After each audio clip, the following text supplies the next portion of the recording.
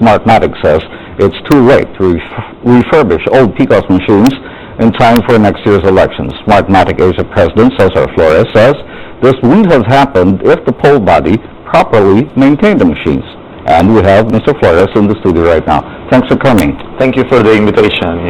Where are we now in all of this? There's so much that has happened.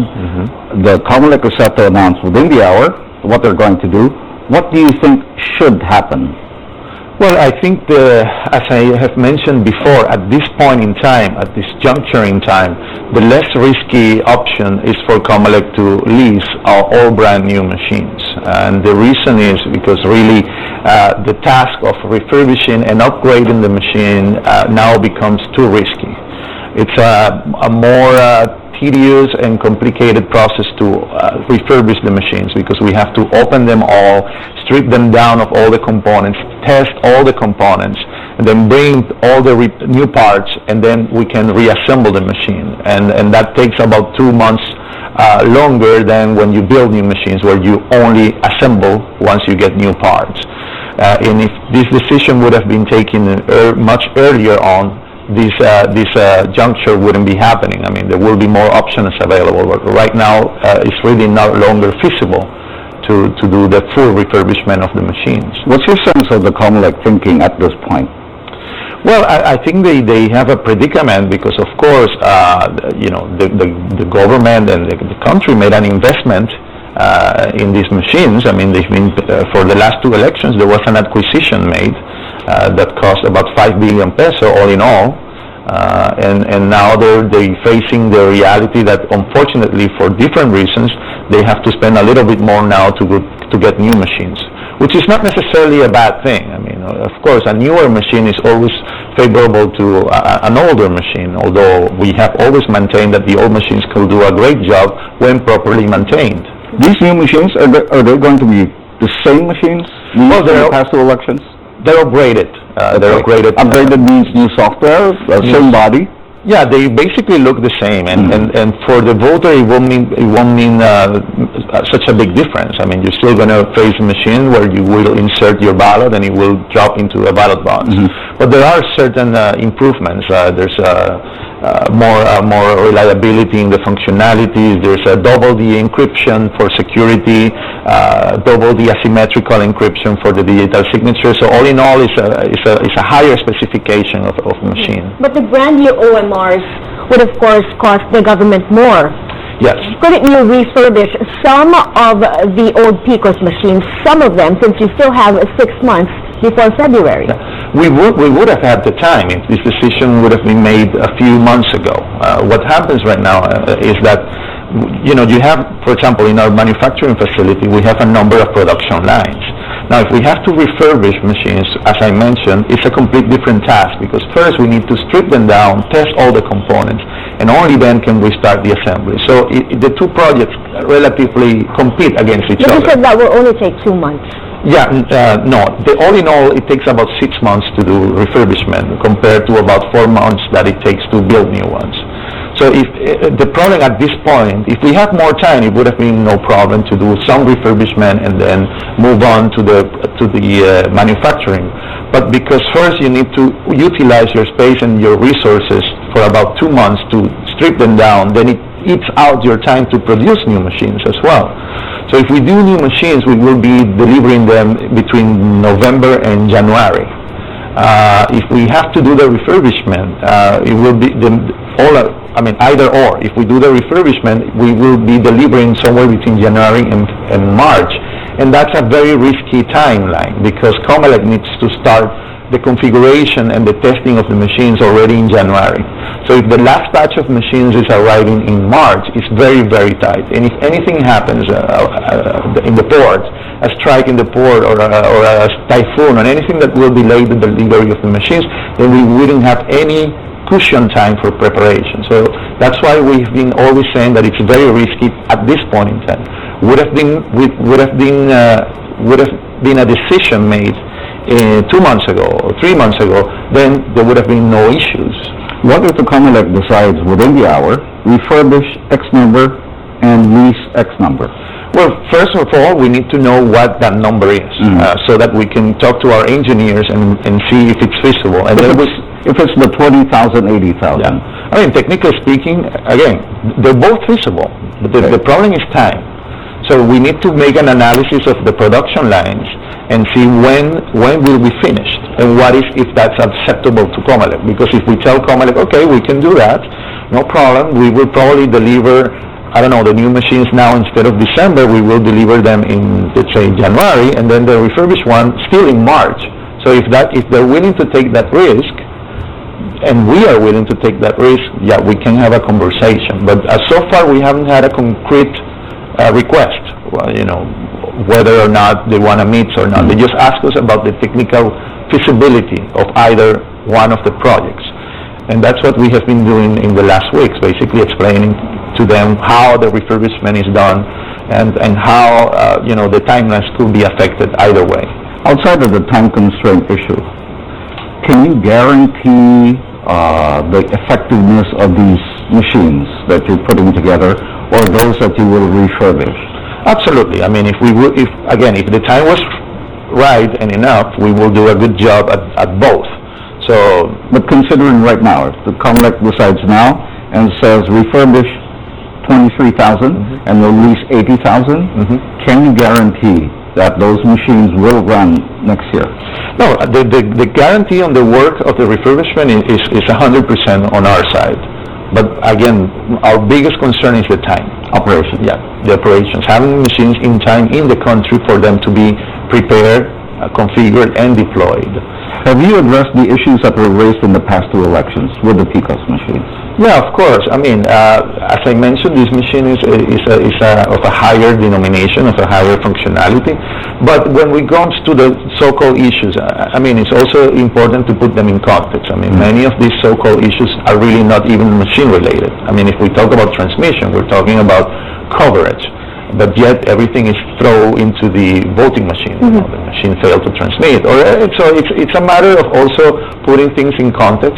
But the machine did a good job. I mean, as you know, that we have credible elections, credible elected officials, legitimate electoral officials. And as far as all the protest cases that have been done, if you look at that, none of the cases where there has been a recount has overturned the electronic results. Every time the ballots are counted, and that's why the ballots are there, because it's the paper trail of the system that allows you to do audits. Every time they have matched the electronic results. Have you formally answered allegations of tampering of the CF cards? This was an issue in the 2013 election. Yeah, we have answered this many times, and we have even proven in different instances like Congress that you cannot tamper a CF card. In fact, if you do anything with the CF card, the PCOS machine stops to work. And we have proven this beyond any doubt. Of course, a lot of people who lost elections will always try to find reasons to claim that they didn't lose the election. And that's natural, but it's important that when we look at the facts, I mean, again, when you do a recount and they do a random manual audit and they count the ballots, they always match the electronic results. The Comelec Law Department found a basis to investigate these claims further. When? I am not aware of that law department investigation. This issue was brought to their attention after the 2013 elections, and just recently they found basis to investigate these claims. I'm not familiar with that, but the truth is that Comelec itself knows how the system works. I mean, Comelec is witness to the fact that if you ever take a CF card and you try to even erase anything in it, when you put it back in the PCOS machine will stop working. That's one of the security features that are built into it. And again, the proof, one of the problems with the anti-automation groups is that when they launch this campaign, they take advantage of people who don't understand technology, and they even throw technical terms at the public. When if we go to the basics, everybody will understand that the system cannot be cheated, and in fact, it will be very wrong and stupid to try to even cheat, because there's all these paper trails that will allow you to reconstruct an election. I mean, if anything is tampered with, there will be an evidence. Again, you have the ballots are in the ballot box as they were dropped by the voters themselves. So you have millions of ballots in ballot boxes. Second, every time a ballot is read by the PICOS machine, a picture of that ballot is also stored in the PICOS machines and in the memories. So if 40 million ballots were cast, you have 40 million unique images or pictures, scanned pictures that are saved. Later on, each PICOS machine prints about 60 copies of the results on election day, 30 national copies and 30 local copies. And these copies are distributed among the different political parties, watchdogs, COMELEC, etc., etc. And then ultimately you have also the servers and the transmission, which goes to 3 different servers. So if you try to tamper with anything, there's a lot of evidence that will show to the public that something went wrong. And so far nothing of that has happened. Couldn't you pay technicians to swing the votes? They cannot. It's impossible to do. In fact, we build the system in such a way that it's out of anybody's hands once it's certified and it's out there. A technician, the only thing, in fact, not a technician, anybody, the only thing that they could do is just smash the machine or destroy the machine or sabotage the machine. But as long as changing result, it's impossible. And again, it's provable. It's something that you can prove. All you have to do is you open the ballot boxes to compare the count of the PICOS. And if someone also has a complaint about the canvassing, all they have to do is bring their election returns. And as I mentioned, 60 copies are printed on election day of the election returns, 60 hard copies. When you multiply that by 80,000 precincts, we're talking about somewhere close to 4.8 million hard copies of election returns that were printed in 2010 and in 2013. So all in all, 9.6 million hard copies of election returns. If somebody claims that something happened in the canvassing or in the transmission, all they have to do is to show the election return and show that it's different from has been canvassed, and that hasn't happened in 2 elections. So it's very important that all these complaints are put in the right context and that the simple questions are asked. When a candidate says, I don't believe in the canvassing, okay, prove it. Do you have your copies of your election returns? And if so, can you prove that they are any different from the results that COMELEC has announced?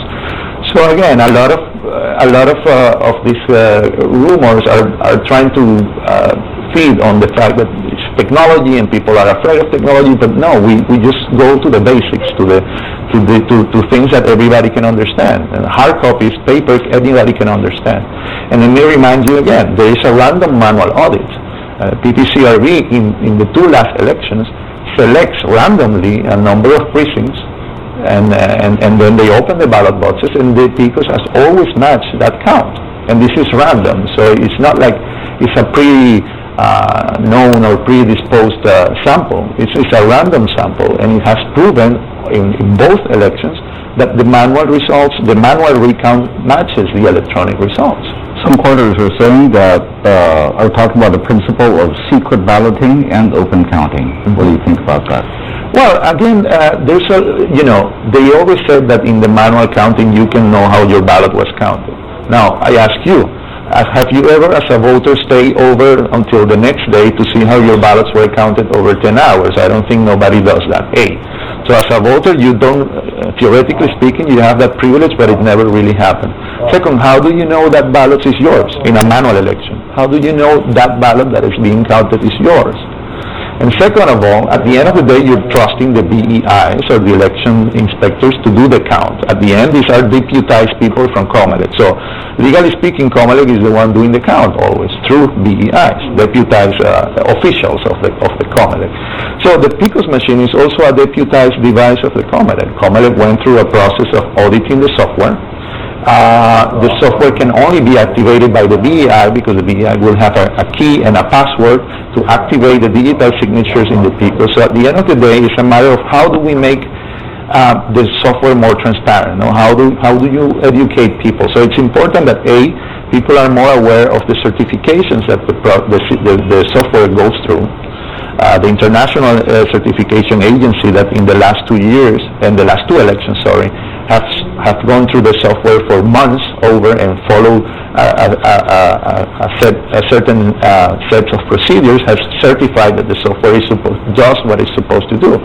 And later on, when the software is made available to the political parties, it's important that also they announce to the public that they did review the source code and it was in good conditions. And finally, it's important that people understand how these audits are made and that they also participate in the audits. I mean, from our point of view, I think, and this is something that we have publicly expressed before, we wish, for example, that the random model audit is even bigger. And it's even covered by media. So it will be, imagine the impact. I mean, you randomly choose a number of precincts and media goes there as well, and you can witness how these ballot boxes are opened on election night itself. So you will see that there are no tricks or anything hidden in the system.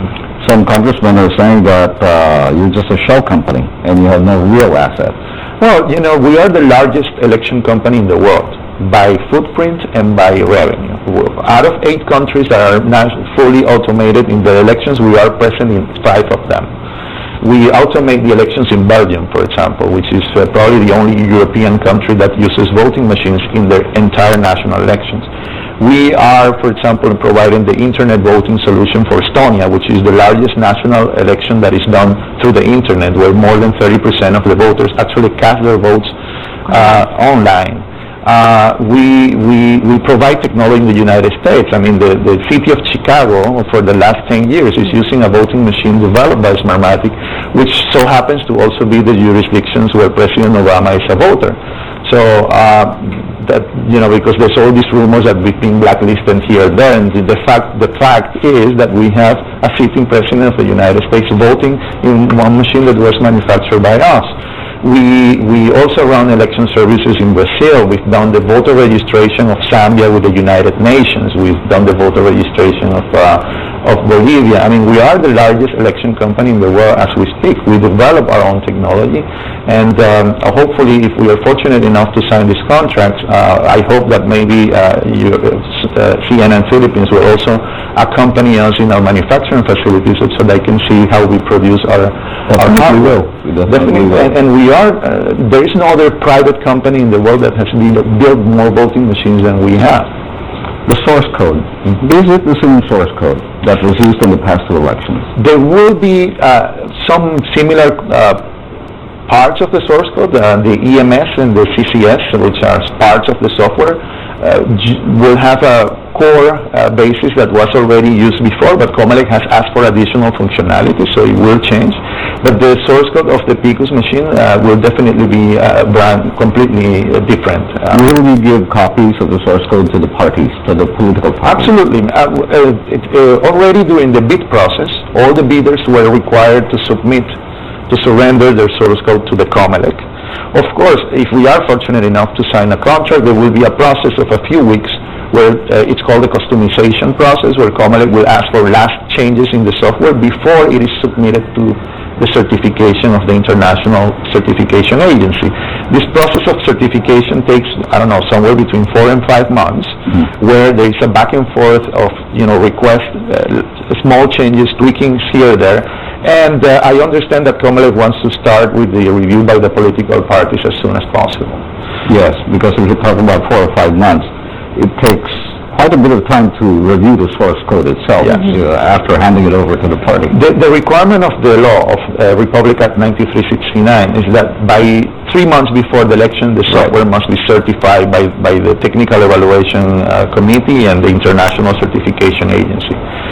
In our experience in other countries, for example, normally we have about 1 or 2 months of time for the review by the political parties. The last time in 2013, they did it in about a month. But we hope that this time, we start earlier first, which is important, and that they have plenty of time to do the review. But it's also important that it's made known. I mean, in 2013, the review was not made known, and I want to understand why. For example, it's very important that if the political parties reviews the source code and they certify it, it will be hard for them to later say that the system cheated them, no? So I think it's something that we want for 2016 is definitely that the source code takes place way before the election day, and that the parties publicly acknowledge if they are in accord with the source code and if they think the software does what it's supposed to do. So the source code is with the COMELEC right now? There is a source, the source code that was part of the bid is with them. Okay. Now, there will be some changes after the customization phase, and then after this process of the international certification, but there's already the source code is in the hands. But it is basically what you're going to use in all the machines? Yes, that's right. So, just to be clear, if the COMELEC says refurbish and lease, a combination, you can do that, and we will have enough time for that. Depends on how many, and depends on the timelines again. I mean, it's something that we need to analyze on a case-by-case basis. You know, if it's 23,000 refurbish and 80,000 new machines, can you do that? It's doable, but maybe not in a timeline that they will feel comfortable with. And maybe we will finish by March or April, and that's where things become tricky, you know? Okay. Because can we wait that long? Do we want to take that risk of having, let's say, the last 10,000 machines arriving in April? Maybe something that we don't want to do. That's why we've been, to this point, a little, reticent to say yes, because it's something that we might not want to do, because at the end of the day, if it fails, all the blame will be shifted on us. Okay. Mr. Flores, thank you very much. Thank you very much. For coming over, talking to us. Good to have you with us.